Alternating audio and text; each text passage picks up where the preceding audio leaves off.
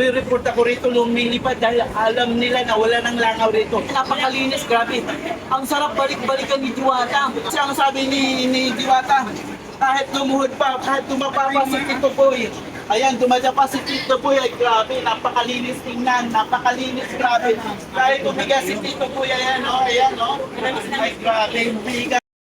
Marami pa pala, pati ito, hindi lang isa kundi dalawa ang mga malalaking electric fan.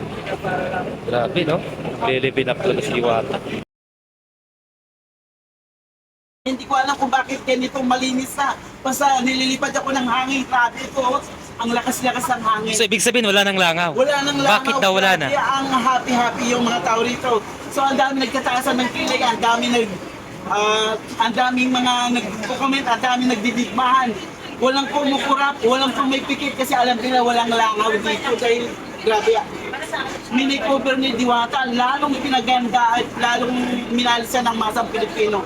Habang dinudumog dito si Diwata, talaga naman iba-ibang lugar ang dumarayo rito. Alam mo kung saan pa galing iba, galing pa Mindanao, yung iba galing pa sa Palawan, sa Baguio, yung iba naman galing pa sa Cebu.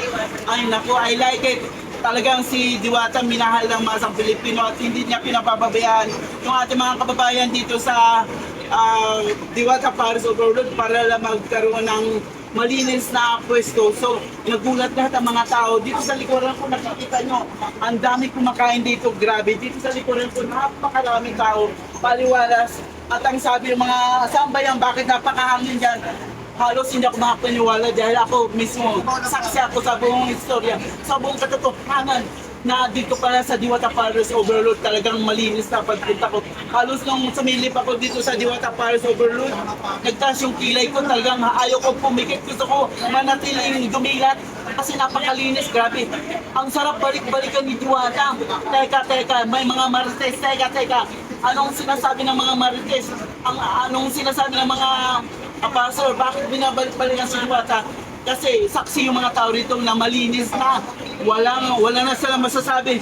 Kasi ang sabi ni Diwata, kahit lumuhod pa, kahit tumapa pa si Tito Boy, ayan, dumadya pa si Tito Boy, ay grabe, napakalinis tingnan, napakalinis, grabe.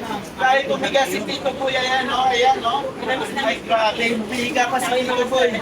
Wala silang masabi, ayan, oh. Wala, ay grabe, ang sarap ng pakiramdam, ay grabe, napakasarap ng pakiramdam dahil andito nga si Tito Boy, uma-acting kung bakit napakalinis dito. Wala nang mga lingaw nga, wala nang mga basura dito, wala nang pipitsugin dito, lahat talaga nakatutok dito sa Diwata. Araw-araw hindi nagsasawa, araw-araw binabalatan si Diwata, araw-araw pinag-uusapan si Diwata. Ano nga bang meron kay Diwata? Bakit pinag-uusapan siya?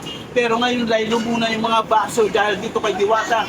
Ang dami nagtataka, bakit binabalik-balikan si Diwata? So, ibig sabihin, napakalaki ng tulong nitong dambuhalang electric fan para maalis yung mga langaw. Ang daming chichi, burichi at wala na kuskus, balungos. Wala nang langaw, wala nang basura. Para lahat ng mga basur, tumahimik na sila kay Diwata para hindi na balatan si Diwata. May katanungan ka ba, vlogger ng bayan? So nakita ko lang kasi napakalaki na improvement dito, no? Sementado na yung lugar at yung tent, no? At yung yero niya ay talaga namang hindi na kayang tibagin ng hangin. So nagpapasalamat yung ating mga customers dahil yung improvement na to para din sa kanilang comfort para makakain dito. Ayun ang nangyari, ayun, nasaksi sila lahat, yung mga vlogger na mabibigat, yung malalaking vlogger, maliliit na vlogger, lahat pantay-pantay, talagang saksi sila sa katotohanan. Maging si Tito Boy, nagulat, dumapa at hindi ako dapat gumabang. Napagabang ako sa kalinisan dito sa Diwata Paris Overload. Kahit si Tito Boy, kahit binabalatan na parang balat si Puyas, dumapa, grabe.